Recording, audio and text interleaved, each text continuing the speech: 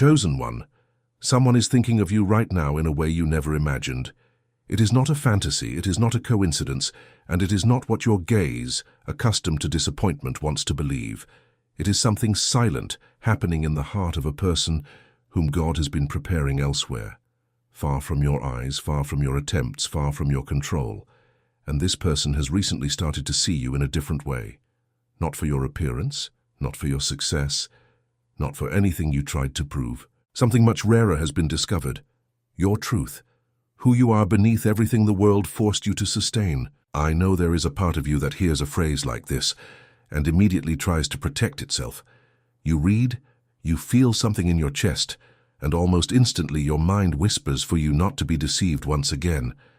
You have been hurt before, you have bet before, you have waited before, and what came after was so different from what you imagined that you learned to distrust even the good signs. I understand this protection, but listen calmly, because what is happening now has nothing to do with what you did to achieve it. It has to do with who you are when no one is watching. Comment below the words 444 if your spirit recognizes this season. Write these 3 numbers, write 444, and let heaven know you heard. Because some messages do not arrive by chance. They arrive when the Lord's time begins to move. Someone has noticed you.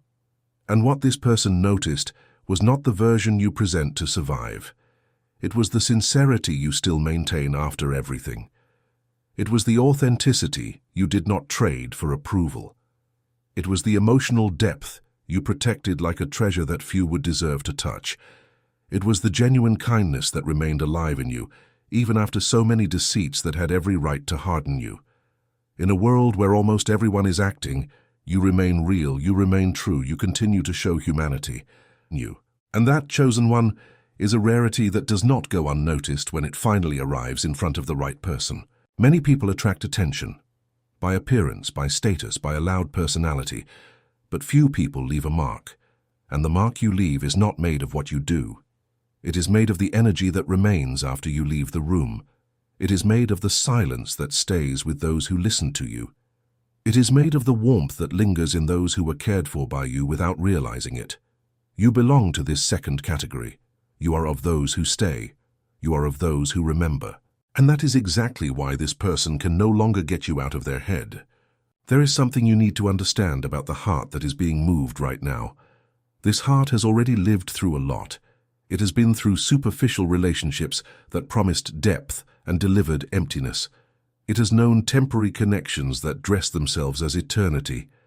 It has participated in conversations that seemed to mean something and meant nothing. It has given itself to emotionally unavailable people and learned, the hard way, what it is to give what was not asked for to someone who was not ready to receive. That is why this person learned to protect themselves, learned to distrust, learned not to expect too much, learned to doubt even when someone seemed good. And this protection worked for a long time. It worked until your energy appeared on their path. I know part of you wonders how this is possible, given that you are not even walking at the same pace yet. You look at your routine, you look at the silence of your room, you look at your phone that doesn't ring the way you would like, and you think that none of this could be true. You doubt because you have been hurt too much to believe easily, and this doubt is not weakness, it is a scar. But listen, because there is a time when the other person's heart begins to move before the meeting happens. There is an invisible preparation that precedes every real story. What began in this person was a light curiosity, a detail about you, your way of speaking, your way of listening, your way of caring for people who didn't even thank you, your emotional sincerity in a world where almost everyone edits their own heart before showing it. And this light curiosity, without that person realizing it, began to turn into admiration, and this admiration began to turn into a recurring thought, and this recurring thought began to turn into something they can no longer ignore. Stop here for a second. What began as curiosity is becoming admiration. An admiration that grows like this does not disappear on its own. Here is the truth that stirs everything. This person believed that love needed to be complicated, that intensity was love, that confusion was normal, that if there was no drama, there was no feeling. That was how they had been taught to recognize affection. And that was how they wasted too much time with people who confused anxiety with passion. But something is being undone inside them right now. They are discovering that peace can also be love, that stability can also be passion, that having someone who doesn't hurt you is not boring, it is rare, and your energy represents for them exactly what they had never found before. Here arises the first attempt of the silent enemy of this story. The villain is called Premature Celebration. He always appears when something beautiful is being formed in secret. He pushes you to want to confirm, to want to prove, to want to rush, to want to show everyone that yes, someone is seeing you. And it is in this exact impulse that many a story has been aborted before being born. Because serious business, chosen one, forms in silence. Serious business matures far from curious eyes. And your role now is not to run to harvest what is still in formation. It is to maintain the posture that attracted this person in the first place. To continue real, to continue whole, to continue with the silent dignity that made you unforgettable. I know what happens to you when you read this. You feel an enormous desire to know who it is. You feel like picking up your phone and trying to guess among old contacts. You feel like looking for signs on social media. You feel like asking heaven for more details, as if it were possible to negotiate names. I understand. But the spiritual maturity of this season is not in discovering who, it is in trusting in who is coordinating. And it is precisely here that your emotional stewardship begins to determine the speed of your blessing. Here we reach the point where I need to speak to you even more clearly. There is a difference between knowing these principles and being able to apply them in the moments when your heart starts to tremble. You know you need to wait. You know you need to remain whole. You know you need to protect your peace. But alone in the dead of night, when the silence hits, when the longing tightens, when the fear of growing old alone screams, that is when knowledge without method falls apart. That is where many chosen ones get lost. Not for lack of faith, for lack of a practical structure to sustain faith. That is exactly why there is a deeper path for you. For those ready to stop oscillating between hope and fear in this season of meeting, the complete application system is in the first pinned comment below. I am talking about the protocol of the chosen. It gathers the daily modules of inner preparation, guided practices for the purification of effective memory, spiritual guidance for the phase of active waiting, and the step-by-step for the discernment of the right person when they finally appear. A woman who applied the protocol for 90 days reported that she stopped looking in the wrong places, was recognized by the right man in an environment she almost didn't go to, and today lives a union she never imagined having. What is invested in this protocol is a tiny fraction compared to the cost of continuing to repeat cycles of waiting without direction. Whoever recognizes the calling finds access in the first pinned comment, with the whole structure organized so that you are sustained day after day. But before you go there, stay with me, because the next level of this revelation you need to hear. There is a layer to this moment that few see, and it explains why this person can no longer get you out of their head. What impacts them most about you is not a single quality, it is the sum. It is the fact that you don't try to seem perfect. You don't try to impress all the time. You don't seek validation in every gesture. And this, in a world where almost everyone is selling an improved version of themselves, generates three simultaneous reactions in this person: respect, admiration, trust. Three things they haven't felt together for anyone in a long time. Authenticity has become so rare that when someone truly finds it, they can no longer forget. And it is in this intimate silence of theirs that thoughts begin to repeat. They think about future conversations with you. They imagine simple moments by your side. They wonder what it would be like to share life with someone like you. And they are not superficial fantasies. They are not decorative holiday images. They are images of peace, of stability, of a coffee shared in the kitchen, of a comfortable silence in the car, of a hand holding yours in the moment when life feels heavy. This is the scene that is forming in them, even without them realizing it is forming. Comment now below the phrase, "I trust in God's timing for my love." Write it. Confess it. It is not decoration. It is a decree, because your word, when aligned with what heaven is already doing, seals in you the correct posture of waiting. And it is on this posture that what you will steward when this person finally crosses your door will depend. There is a question that this person cannot get out of their head when they think of you. They wonder how you manage to keep your kindness after everything you have lived through. They wonder how you still have hope. They wonder how you are still gentle. They wonder how someone who could have turned to stone remained sky, and what they discover without you needing to tell is that your strength does not come from perfection. It comes from your resilience. It comes from every time you fell and didn't use the fall as an excuse to become someone you are not.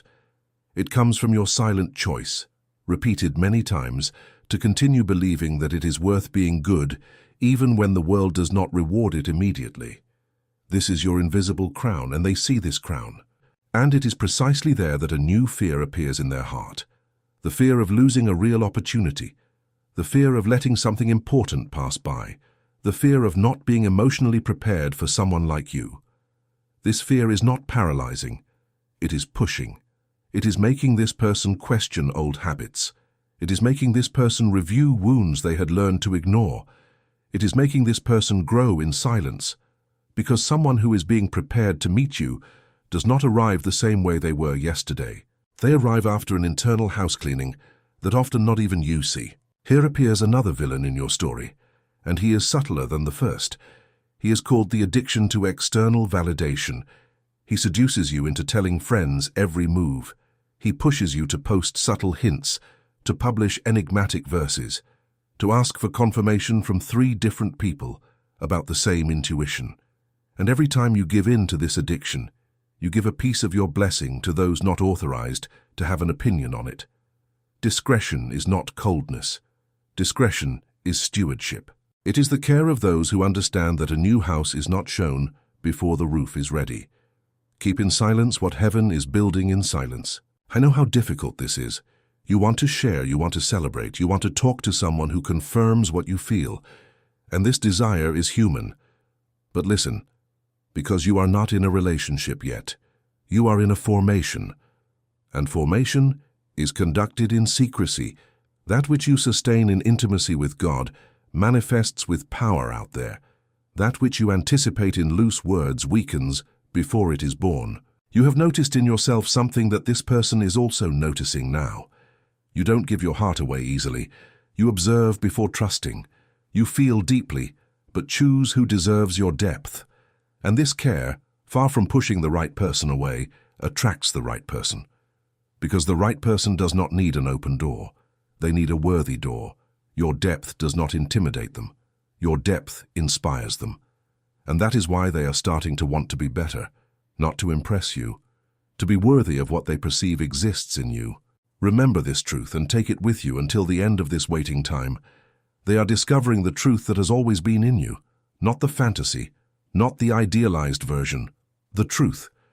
Repeat this phrase in your chest when doubt comes. They are discovering the truth that has always been in you.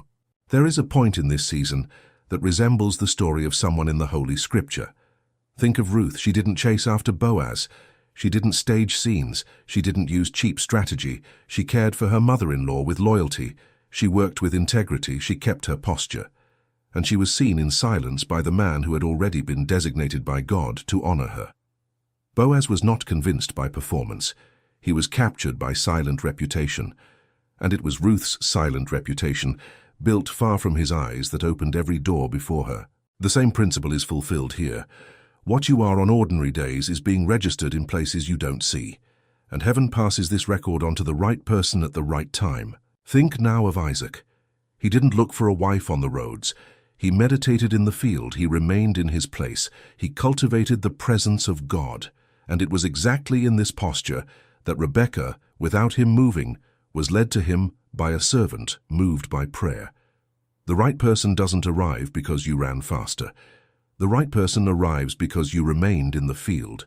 You remained in prayer. You remained in formation. There is an invisible servant today leading your story. Do not hinder his work by leaving your field. And there is also the admiration that is transforming into respect inside this person who thinks of you. Attraction is fast. Curiosity disappears. But respect grows slowly and remains. And what they feel today is no longer simple curiosity. It is an admiration that is firming up in respect. And when respect settles in a person, they start to treat you not as an option among others, but as a choice they want to protect. This is the level of heart that is forming in someone for you. Allow it to form. You and this person, without knowing each other yet in the fullness that you will, share something deep. You know the same loneliness, not the loneliness of someone who is alone in a room. The more difficult loneliness, which is that of being surrounded by people and yet feeling that no one really sees you. You both desire depth, loyalty, emotional honesty, peace. You are both tired of the same things, and it is this tiredness transformed into wisdom that is aligning your frequency. Here arises the most delicate beauty of the story. They recognize in you something that also lives inside them, the same values, the same yearnings, the same need for a true connection. That which attracts you to someone is often the reflection of what lives in you, and that which attracts someone to you is also the recognition of something that this person carries. You are mirrors of each other in things that no one else can reflect, and that is why this meeting, when it happens, will not feel like a beginning, it will feel like a reunion. I know part of you has tired of imagining the future. You imagined it so many times that you learn not to imagine it anymore, so as not to suffer again. I understand this retraction. But listen carefully, because the future that this person is imagining now is not the future the world sold to you. They don't imagine luxuries, they imagine sincere conversations in the living room, comfortable silences in bed, trust in the gaze, companionship in the small steps, an emotional home, which is a different thing from a house, a place where both can finally rest from having needed to be strong alone. This is the scene that is forming in them, and they already don't want another. A final villain of this journey needs to be exposed before your heart relaxes. This villain is presumption. Presumption pushes you to think that, because you heard a word, the work is finished. Presumption takes you off the altar and puts you in the display window. Presumption makes you pressure for results, and presumption, chosen one, delays what faith is building. Continue preparing yourself as if there were still much to do, because there is. The Lord is not only aligning the right person for you, He is finishing aligning you for the right person. This work is still in progress. I know part of you wished everything were faster. You look at the calendar and feel that time passes. You compare your life with others, and your heart tightens. You wonder why some people seem to receive without effort, and you, who have been preparing for so long, are still at this point in the story. I understand this pain, but listen, because some important stories need time to align. Big things do not give themselves to those who want immediate results. Big things give themselves to those who manage to remain. What is changing their heart is not a fantasy about who you could be. It is the recognition of who you already are. Your sincerity, your kindness, your silent strength, your capacity to keep walking even after having reasons to give up. All this is being registered in heaven and reflected in that heart that is preparing to meet you. You don't need to become anyone else. You need to continue being who you are, with more consciousness. They are discovering the truth that has always been in you, and this truth is exactly what will sustain the alliance that is coming. You are not common. I need you to hear this calmly. You are not common. Your suffering was not punishment. It was formation. Everything that hurt built in you a level of discernment that shallow people cannot have. Every loss taught you to recognize real presence. Every disappointment taught you to value honesty. Every difficult night molded in you the depth that today, without you exerting effort, attracts the type of heart that knows how to see what matters. Do not despise what you went through. It was your preparation to recognize the right person when they appear. The final instruction of this season is simple and firm. Remain authentic. Remain faithful to your essence. Continue trusting in the right timing. Don't try to rush. Don't try to force. Don't try to prove. Don't try to convince. Remain. Remain whole. Remain in the field. Remain in prayer. Remain in formation. And remember that, for those ready to go beyond what you heard today, the complete application system of the Protocol of the Chosen is in the first pinned comment, organized to sustain you for the next 90 days, day after day, until the meeting finds you prepared. They are discovering the truth that has always been in you. Sustain this truth. Do not trade it. Do not edit it. Do not hide it behind masks that served for other seasons. The right person will not fall in love with a mask. They will fall in love with the truth that you were throughout all this time, even when no one else saw it. Comment now below the phrase, "I am ready for my finally." I am ready for my finally. Write it, declare it, seal it. Because what comes out of your mouth, in agreement with what heaven is stitching in silence, is the exact point at which your waiting begins to transform into meeting. You are chosen, and the truth that lives in you is being discovered right now.